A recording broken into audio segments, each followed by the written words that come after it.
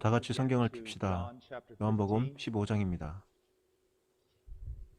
우리가 본문을 읽기 전에 지금까지 말씀드렸던 아주 중요한 한 가지를 짚고 넘어가고 싶습니다. 그것은 오늘 아침에 다들 그 무서운 심판에 대한 성경 구절을 읽어보셨죠? 그 심판은 지상에 계속해서 내려오고 있고 예수 그리스도께서 다시 오실 때까지 계속 될 겁니다. 오늘 아침에 여러분들의 마음이 떨릴 때까지 읽었습니다. 그것은 여러분이 하나님의 말씀을 믿으신다는 것을 증명하고 있는 것입니다. 그런데 다른 분들 중에는 그 성경 구절이 별로 와닿지 않으신 듯합니다. 그런데 그 이유는 단순히 당신이 구원에 어떤 무감각함이 당신의 마음에 자라났기 때문입니다. 당신은 그냥 무서운 것들을 듣기만 한 것입니다.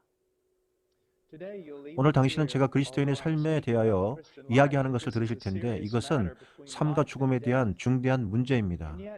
이 말씀이 중요하긴 하지만 한 귀로 듣고 또 한 귀로 흘릴 수도 있습니다. 제가 여기에 초대된 이유는 어떻게 하면 더욱 경건하고 더 그리스도와 같이 될 수 있는지 가르쳐 드리기 위함입니다. 그래서 하나님의 보좌 앞에서 더욱 확신을 갖게 하기 위함입니다. 그런데 여기에 있는 분들 중 일부는 입으로는 그렇게 말하지 않으시겠지만 그 삶이 그걸 증명할 겁니다. 이러한 것들에 대해 거의 신경 쓰지 않으시겠죠. 별로 중요한 일이 아닌 것처럼요. 그런데 이 말이 당신을 화나게 한다면 제가 한마디 묻겠습니다. 하루에 얼마나 당신은 자기 자신에 대해 생각하십니까? 하루에 얼마나 많이 당신은 일시적인 것들에 대하여 생각하십니까? 당신의 육체적인 힘 또는 아름다움, 당신의 옷차림, 당신의 인간관계, 이 세상의 기쁨과 쾌락, 하루에 얼마나 오랜 시간 이런 것들을 생각하십니까? 하루에 얼마나 많이 경건함을 키우기 위한 생각을 또한 하십니까? 다 절개 있게, 더 순결하게, 더 그리스도와 같게 되기 위해서 당신은 구원의 확신을 더 크게 하기 위하여 얼마나 노력하고 수고하십니까? 보십시오. 제가 지금 이렇게 말하고 있지만 당신은 머리를 숙이고 제가 하는 말을 듣고 계시지 않고 있습니다. 하나님의 말씀을 듣는 것은 굉장히 위험한 일이라는 것만을 아시기 바랍니다. 같은 태양이 버튼은 녹이고 진흙은 단단하게 만듭니다. 관능적인 것을 조심하십시오. 세상에 속한 것들을 조심하십시오. 그리고 당신의 마음을 조심하십시오. 당신 자신에게 물어보시기 바랍니다. 정말로 당신 자신에게, 정말로 당신이 구원받은 어떤 증거가 있는지 물어보십시오. 당신은 오늘이 일요일이기 때문에 여기 오셨습니까? 당신은 오늘 가족들이 다 여기 오기 때문에 오셨나요? 당신은 오늘 강제로 강요를 받아서 오셨습니까? 누구든지 진정 하나님의 성령으로 거듭난 사람에게는 하나님의 집에 오는 것 자체가 기쁨입니다. 그리고 어떨 때는 우리도 주님을 사랑하는 사람도 지루한 설교를 견뎌야 할 때가 있습니다. 그렇다 하더라도 우리는 와서 하나님의 말씀을 듣기를 원하고 있습니다. 만약에 제가 비디오 카메라를 들고 당신을 따라다니면서 당신을 촬영한다면 얼마나 많은 순간 당신이 정신 팔린 모습을 볼 수가 있을까요? 일시적인 것들에 대해서나 아니면 영원하지 않은 것들에 대해 정신이 팔려 있는 모습을요. 허영심, 거울, 화장, 그리고 피트니스, 자동차, 좋은 집, 그리고 좋은 브랜드의 옷. 만약에 제가 당신을 따라다니면서 당신의 마음을 들여다볼 수 있다면 얼마나 많이 당신이 자신을 생각하고 얼마나 많이 당신의 마음속에서 다른 사람이 당신을 어떻게 생각할지를 또 모든 힘을 동원해서 그들의 관심을 끌기 위해 노력하고 있는지 드러날 것입니다. 하나님의 관심을 끌기 위해 노력하는 것보다 훨씬 더 많이 말입니다. 보셨습니까? 오늘 여기 계신 분들 중 많은 분들이 지옥으로 갈 겁니다. 분명히요. 그리고 당신은 그 위대한 날에 깜짝 놀라실 겁니다. 내가 너희를 도무지 알지 못한다. 불법을 행하는 자들아, 내게서 떠나가라. 주님께서 하시는 말씀은 정확하게 이렇습니다. 나에게서 떠나가라. 내가 주장하기를 너는 나와 어떤 관계를 가지고 있다고 하는데 나는 내가 너에게 아무런 법률도 주지 않은 것처럼 내가 매주 일요일에 그 중요한 일들을 가르쳤지만 너는 아무런 관심도 없었다. 너는 음란하고 너는 세속적이고 너는 육신적이었구나. 너는 나의 것이 아니다. 이것은 정말로 무서운 말입니다. 저도 알고 있어요. 그렇기 때문에 제가 이렇게 차분하게 말하고 있는 겁니다. 그러나 이것은 진리입니다. 제가 경건 생활에 대하여 가르칠 거지만 오늘 오신 여러분 중 일부는 이러한 것들에 대해 전혀 신경을 쓰지 않으실 겁니다. 당신은 경건한 생활에 관심이 없기 때문에요. 그리고 저와 논쟁을 하신다면 묻겠습니다. 그렇다면 증거를 보여주십시오. 얼마나 많은 시간 동안 거울 앞에 시간을 보내고 계십니까? 아니면 얼마나 많은 시간 동안 하나님의 말씀을 보십니까? 얼마나 많은 시간 동안 인간관계에 힘을 쏟고 계십니까? 아니면 얼마나 오랫동안 주님 앞에서 기도하고 있습니까? 조심하시기 바랍니다. 아주 많이요. 어떤 분들은 그저 주님의 날이 올 때까지 시간을 때우고만 있습니다. 그래서 그냥 당신에게 재미있는 것만 하고 있습니다. 조심하십시오. 이것은 크고 중대한 문제들입니다. 그리고 당신이 취할 태도 중 최악의 태도는 겉보기에는 굉장히 종교적인 모습을 하고 계시고 어느 정도 도덕과 윤리를 그 종교에서 취하고 있지만 당신의 마음속에 그리스도를 향한 사랑이 없다는 것입니다. 두려움에 떠시기 바랍니다.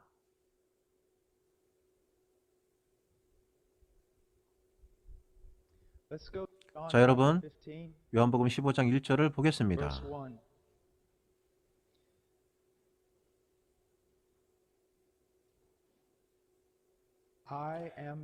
나는 참 포도나무요 아버지는 농부라. 열매를 맺지 아니하는 가지는 아버지께서 그것을 제거해 버리시고 무른 열매를 맺는 가지는 더 열매를 맺게 하려 하여 그것을 깨끗하게 하시느니라. 여러분, 이미 이 본문에 대하여 이야기했지만 조금 더 살펴보겠습니다. 이 말씀에 제가 부담을 느끼고 있기 때문입니다. 여기서 무슨 말씀을 하시는지 보이십니까? 주님은 누구든지 입술로 나를 시인하지 않거나 공적으로 서서 나를 대적한다면 내가 그들을 제하여 버릴 것이다 라고 하지 않으셨습니다. 아닙니다. 주님은 지금 그분을 주로 시인하는 자들에게 말씀하고 있는 겁니다. 자신이 가진 척하면서 포도나무에 붙어있는 사람들 말입니다. 그분은 말씀하십니다. 너희가 내게 속한 증거는 너희가 열매를 맺는 것이다. 질문 하나만 하겠습니다. 당신은 열매를 맺고 계십니까? 열매를 맺고 계시나요? 제가 왜 이 부분을 이렇게 강조하겠습니까? 왜냐하면 어느 날 당신이 지옥에 떨어질 수도 있기 때문입니다. 그리고 마지막으로 너는 열매를 맺지 못했구나라는 선고를 듣기 때문입니다.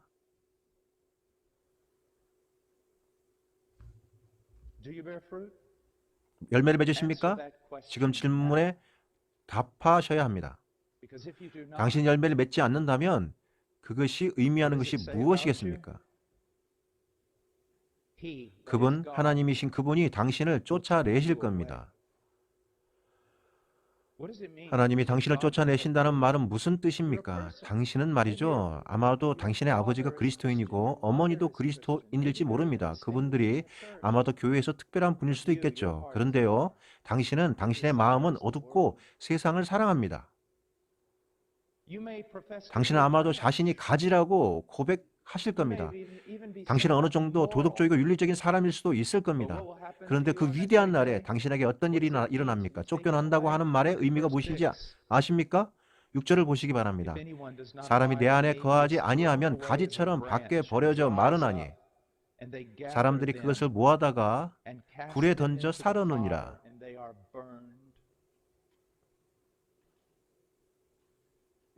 요즘에 개신교에 퍼져 있는 말이 있습니다. 하나님은 누구도 지옥에 보내지 않는다. 여러분 꼭 아셔야 할 것은 이것은 주님께서 하신 말과 정면으로 대치되는 말입니다. 예수님께서는 제자들에게 경고하셨습니다. 로마 군대를 두려워하지 말아라. 그분께서 그분의 제자들에게 하신 말씀입니다. 여러분, 그 당시 가장 두려워해야 할 군대는 로마 군대였습니다. 그들은 잘 훈련되어 있었고 그들은 굉장히 잔인했습니다. 그들은 폭력적이고 사람을 죽이는 것을 즐겼습니다.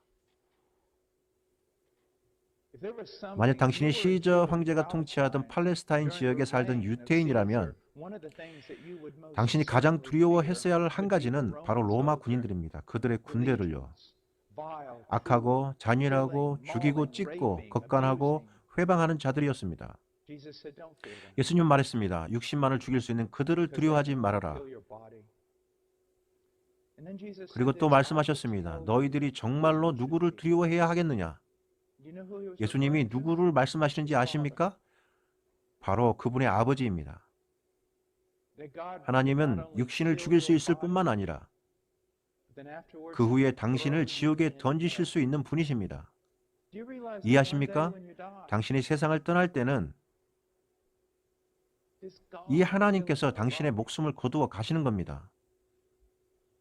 그리고 당신이 지옥에 떨어지게 하는 분도 하나님이십니다. 사람들은 제게 오늘날 이 시대에는 하나님의 심판을 볼 수 없다고 말합니다. 이 말에 동의하지 마십시오. 당신은 죽음이 자연스러운 것이 아니라는 걸 아십니까? 사람들은 말합니다. 출생과 죽음은 자연스러운 거라고. 죄송하지만 아닙니다. 출생은 자연스러운 것이나 죽음은 결코 아닙니다. 죽음은 초자연적인 것입니다. 그것은 살아계신 하나님의 심판입니다.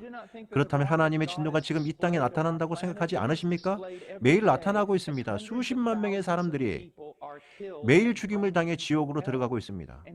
그리고 당신이 말 주의하지 않으신다면 당신도 그들과 같이 될 것입니다.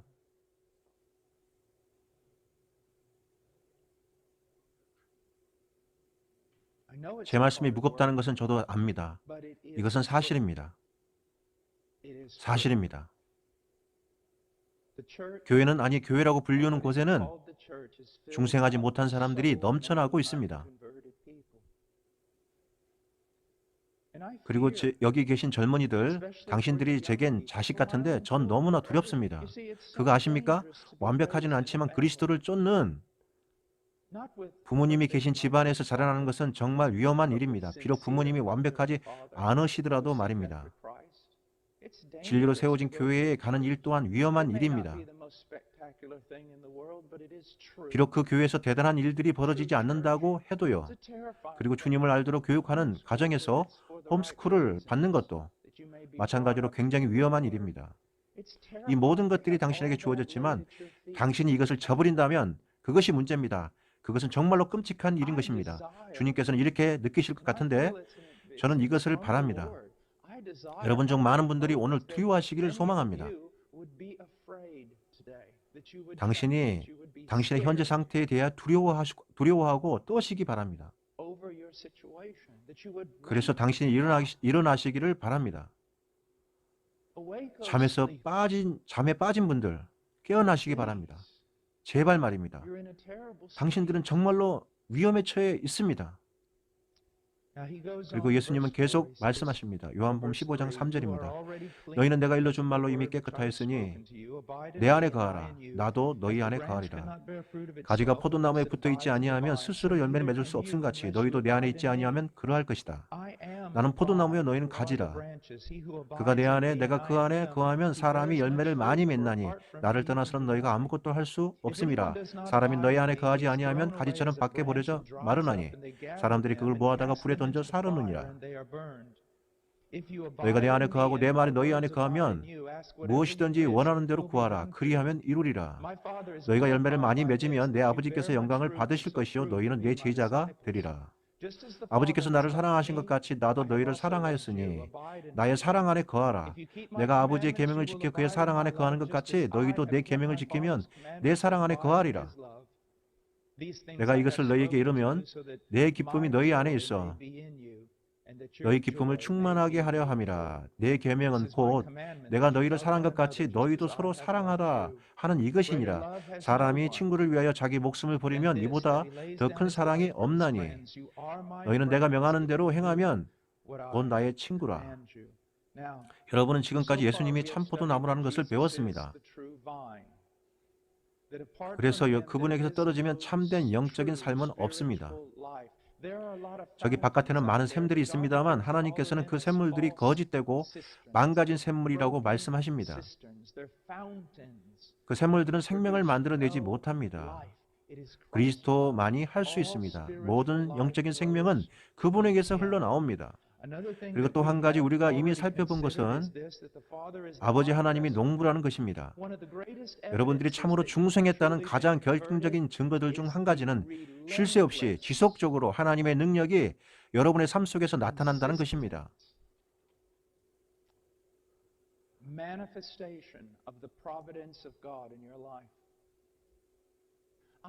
제가 사실대로 말하자면 어떤 때 저는 죄수같이 느껴집니다.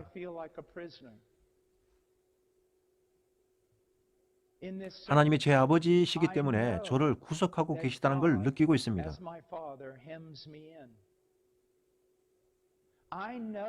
제가 어떤 것들은 할 수 있지만 하나님의 구속에서는 절대로 벗어날 수 없습니다. 저는 그분이 지속적으로 저를 인도하고 보호하시며 섭리하시고 시험을 내리시는 것을 알고 있습니다. 저 삶 가운데서 훈련하시고 가르치시고 지시하시고 일하시고 이 모든 것을 지극한 인내와 사랑으로 행하십니다. 그분의 강한 손으로요. 저는 들에서 날뛰는 괴처럼 뛰지 못합니다. 저는 그분께서 저를 쫓아오실 것을 알고 있습니다. 당신은 이 세상에서 날뛰고 계십니까? 아무런 제재도 받지 않고 있고 제재도 받지 않고 있습니까? 당신은 불신자들 가운데서 일하고 계십니까? 그들의 기쁨 가운데서 그들과 동일하게 걷고 계십니까? 그들과 함께 재미를 보다가 주일 아침에만 종교라는 가면을 쓰고 교회 나옵니까? 만약 그렇다면 하나님께서는 당신의 농부가 아니라는 뜻입니다. 그분은 당신의 아버지가 아닌 것입니다. 왜냐하면 당신이 아무런 제재 없이 세상의 어두운 일에 동참할 수 있기 때문입니다. 그것은 당신이 사생자요 참 자녀가 아니라는 증거입니다. 젊은 아가씨들, 제 말을 들어보십시오. 젊은 아가씨들도 다 지옥에 갑니다. 저희는 아버지가 농부라는 것을 3절의 예수님의 말씀을 통해 알 수 있습니다. 그분은 너희는 내가 일러준 말로 이미 깨끗해졌으니 라고 하셨는데 이 말씀은 하나님이 우리 삶에서 일하시는 어떤 면이 존재한다는 말입니다.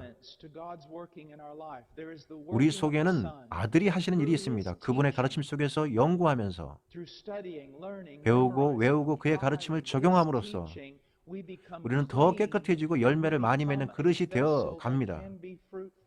그리고 우리는 깨끗한 가지가 되어서 건강한 열매를 맺게 됩니다. 그러나 우리 속에는 아버지께서도 일하고 계십니다.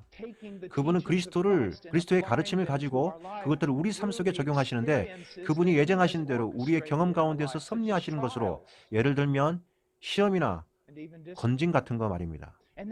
그리고 우리에게는 삼위 되신 하나님의 역사도 적용합니다. 이 모든 일들에서 그분께서 함께하고 계십니다. 여러분, 이 비유는 정말로 중요한 의미를 가지고 있습니다. 이유는 가지들은 반드시 포도나무에 붙어 있어야 하기 때문에 그래야만 생명을 생성하는 포도나무의 진액을 가지로 통하여 받을 수 있기 때문입니다. 그 생명의 진액이 바로 성령인 것입니다. 당신은 그리스도가 제 안에 거하십니다 라고 말하고 있습니다. 그렇다면 하나님도 마찬가지입니다. 아버지는 하늘에 계시고 그리스도는 그분의 오른편에 앉아 있습니다. 어떻게 아들과 아버지가 당신 안에 있습니까? 그것은 바로 성령의 역사를 통해서입니다. 실제로 이 땅 위에 하나님의 모든 역사는 하나님의 성령님이 행하고 계십니다. 그래서 우리에게는 삼위가 함께 하십니다. 아들은 당신을 가르치시고 아버지께서 그 가르침을 적용시키시고 성령께서 당신에게 능력을 공급하십니다. 자, 우리는 갈라디아에서 배운 예를 알고 있습니다. 갈라디아서 5장에서 말씀하시는 대로 그리스도인의 삶은 투쟁이며 언제나 항상 그럴 것입니다. 그런데 개혁주의 신학에서 어떤 부분에는 문제가 있습니다. 그들은 개혁신학이 오늘날 현대 개혁신학과 같은 문제가 있는 것이 아니라고 말하고 있습니다. 많은 경우 현대 개혁신학을 비판하면서 그들은 자랑하고 있습니다. 그들은 자신들이 가장 영적이며 경건의 중대한 문제들을 안다고 말하고 있습니다. 그들은 이렇게 말합니다. 저는 공고한 사람이며 그저 죄인입니다. 여러분, 제가 말씀드리고 싶은 것은 이 말에는 뭔가 문제가 있습니다. 만약 당신이 참된 그리스도인이며 그리스도의 가르침을 받고 있다면 당신의 삶 속에는 하나님의 성령이 역사하십니다. 그리고 친애하는 친구 여러분, 당신에게는 죄를 이기는 승리가 있어야 합니다. 네, 아마도 당신은 죄와 싸울 것입니다. 당신은 3발자국 전진하고 4발자국 후퇴할 수 있습니다. 그것이 바로 실제로 일어나는 일입니다. 당신의 삶의 여정 가운데서 죄에 대한 승리를 찾아볼 수 없다면 그것은 당신이 하나님이 당신을 모른다는 아주 중요한 증거입니다. 내가 그들의 모든 더러움과 우상들로부터 깨끗하게 할 것이다. 제가 제 자신의 신앙생활을 표현해 본다면, 제가 지난 30년간의 제 신앙생활을 되돌아본다면 이 말씀이 다른 어떤 말씀보다도 저에게 더 많이 적용되었습니다. 하나님께서는 저를 더러움과 우상들로부터 씻어주시는 것을 저는 봅니다. 그리고 그분은 제가 죽는 날까지 그 일을 계속하실 겁니다. 왜냐하면 완벽하게 될 때까지 저희가 영화롭게 하시기 때문입니다. 그렇지만 오해하지 마십시오. 당신은 변화될 수 있습니다. 저는 거룩한 빛을 바라는 70대, 80대, 90대의 오랜 신앙인들을 만나 봤습니다. 그리고 성경에서 우리가 변화할 수 있다는 위대한 약속들을 찾을 수 있습니다.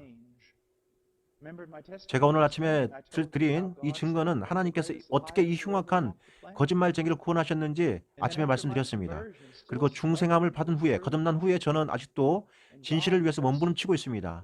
그리고 우리 하나님은 쉬지 않고 저를 죽기까지 치고 계십니다. 보십니까? 우리 안에서 이 일을 시작하신 그분께서 완성하실 것입니다. 그분이 그렇게 하실 것입니다. 그리고 우리는 죄에 대한 승리를 맛볼 것입니다. 당신은 죄에 대하여 승리하고 계십니까? 다시 말하자면 신앙생활은 구원받은 후에 일직선으로 성장만 하지 않습니다. 그것은 신앙생활이 아닙니다. 그리고 일직선은 더욱더 아닙니다. 만약 선이 일직선이라면 그 말은 당신이 죽었다는 말입니다. 그러면 그게 어떤 방식입니까? 당신이 물으면 그 대답은 이렇습니다. 여기가 해발 0m입니다. 그리고 저는 버지니아 주의 아름다운 산에 올라가기 시작할 겁니다. 제가 일정하게 올라갑니까? 아닙니다.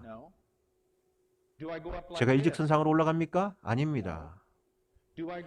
아니면 제가 수직으로 상승합니까? 아닙니다. 비행기조차도 그렇게 이륙하지 않습니다.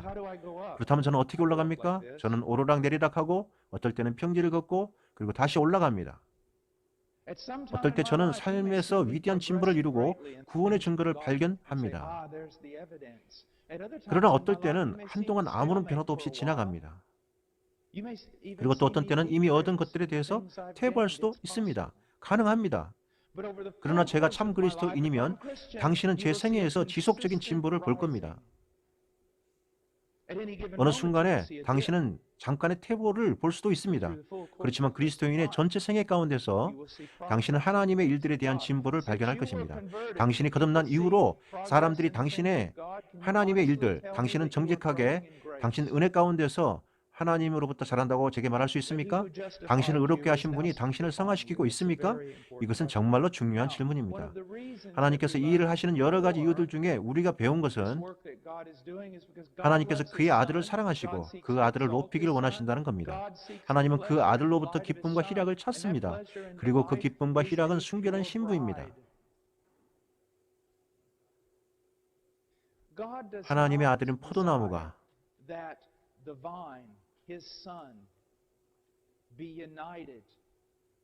배에 꼬인 열매 맺지 않는 죽은 가지들과 연합하는 것을 바라지 않습니다. 아닙니다. 이러한 이유로 여러분들 중에 저와 목사님들처럼 거듭나신 분들은 하나님의 징계를 겪게 됩니다. 하나님은 정말 많은 방식으로 거듭난 자들을 손보실 겁니다. 어떨 때는 하나님께서 거듭난 자를 자라게 하실 때 어떨 때는 채찍질로 당신을 자라게 하실 수도 있습니다.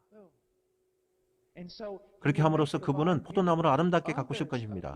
다른 분들은 하나님께서 포도나무를 아름답게 하기 위하여 다른 분들은 하나님께서 포도나무를 아름답게 하기 위하여 제거하실 것입니다.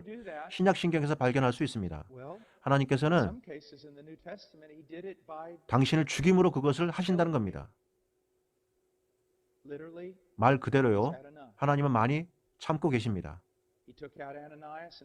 아나니아와 삽비라가 그 대표적인 예입니다. 왜 그렇습니까?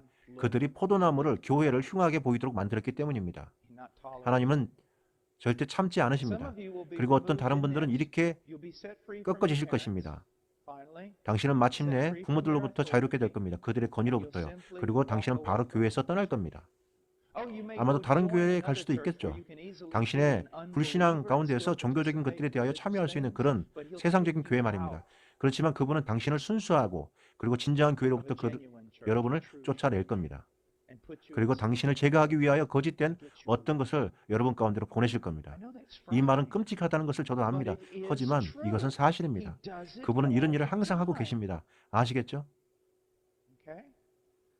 자, 하나님은 우리가 열매를 잘 맺게 하기 위하여 이러한 일들을 하고 계십니다. 그리고 우리가 어제 읽은 구절 가운데서 신자에 관련된 약속들이 있었는데 여러분들을 격려하기 위하여 그 중에 일부분을 다시 살펴보겠습니다. 하나님은 당신이 열매 맺도록 하셨습니다. 그는 시냇가에 심은 나무가 철을 따라 과실을 맺으며 잎사귀가 마르지 아니함 같으니 그가 하는 모든 일이 다 형통하리로다. 예수께서 말씀하셨습니다. 내가 진실로 너희에게 이르노니 누구든지 나를 믿으면 내가 하는 일을 그도 할 것이다. 그리고 그보다 더 큰 일도 할 것입니다. 그분께서 말하시는 것은 이렇습니다. 내가 성령을 교회 위로 부을 것이기 때문에 교회는 통합적으로 이러한 위대한 일을 할 것이고 교회 안에 개개인들도 이러한 위대한 일을 할 것이다. 그들은 열매를 맺을 것이다. 여러분, 저희가 열매라는 단어를 정의할 때 주의해야 한다고 말씀드렸죠? 만약 한 단어만 조사하면 여러분은 여러 가지 단어의 조합들을 찾을 겁니다. 그래서 여러분은 문맥을 살펴야만 합니다. 열매에 관련된 모든 것들이 그리스도의 삶과 연관이 있습니다. 어떤 면에선 경건한 인격, 성령의 열매는 주님께서 우리 안에서 사시는 것입니다.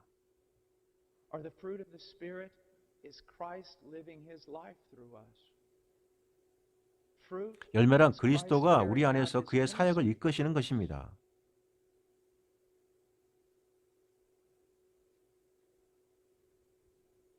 사람들이 당신의 삶을 볼 때 어떤 세상적인 면을 발견합니까?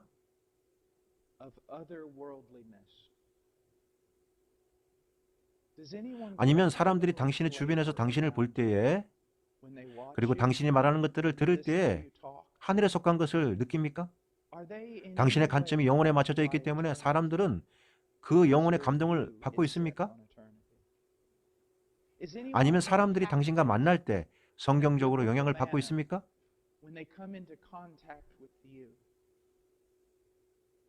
사람들이 당신을 통해서 신앙의 도움을 받고 있으며 당신을 만날 때 죄인들은 찔림을 느끼고 있습니까?